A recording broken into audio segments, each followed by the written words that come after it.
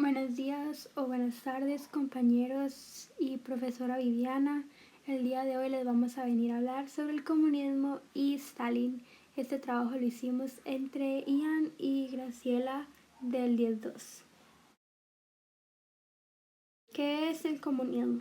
El comunismo es una doctrina política, económica y social que aspira a la igualdad de las clases sociales por medio de la eliminación de la propiedad privada de los medios de producción, o sea, la tierra y la industria. Este suele clasificarse como una doctrina de ultraizquierda debido a la radicalidad de sus planteamientos. Implantación del comunismo. El comunismo se implantó por primera vez en Rusia gracias a la llamada Revolución Rusa de 1917. Esta fue consecuencia de la crisis del régimen zarista, agravada con el advenimiento de la Primera Guerra Mundial. El proceso dio lugar a la conformación de la Unión de Repúblicas Socialistas Soviéticas, desintegrada apenas en 1989. La influencia del pensamiento marxista, especialmente de la obra El Capital, ha sido determinante en la formulación rusa del marxismo-leninismo desarrollada por Vladimir Lenin y del estalinismo desarrollada por Joseph Stalin. Esta doctrina está fundada en las teorías de los alemanes Karl Marx y Friedrich Engels, para quienes el modelo capitalista basado en la propiedad privada de los medios de producción era responsable de la lucha de clases, es decir, de la desigualdad social. Su función, ¿qué propone? El comunismo propone que los medios de producción sean entregados a la clase obrera o proletariado, lo que permitiría establecer relaciones de igualdad entre los diferentes actores sociales, así como garantizar una distribución equitativa de la riqueza y de los bienes producidos. El estado final del comunismo sería la desaparición del Estado. A continuación, algunos países que en el momento establecieron el comunismo: Albania, Mongolia, Polonia, Somalia, Granada, Angola, Rumania y obviamente hay más, pero estos son algunos ejemplos.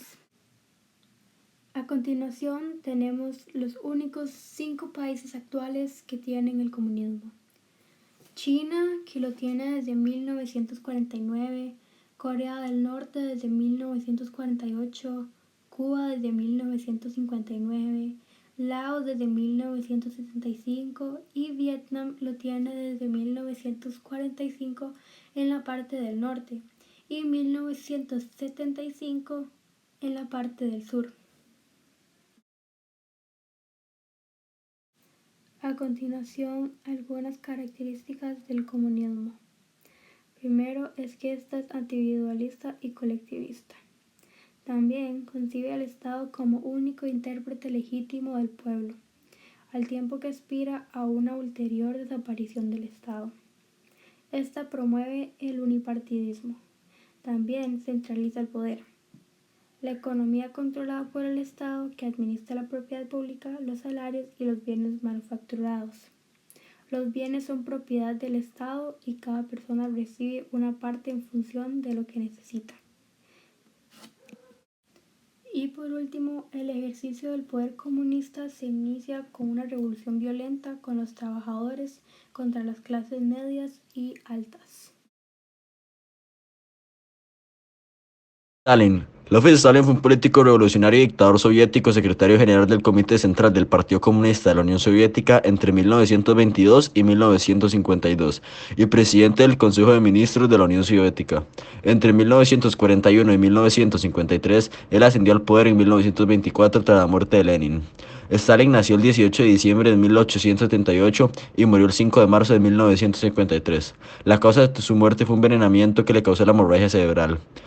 Stalin fue un personaje el cual causó mucho temor e intimidación a los pueblos, ya que era totalmente estricto con sus leyes. Él fue un líder de la Unión Soviética y por su participación en la Segunda Guerra Mundial fue muy conocido.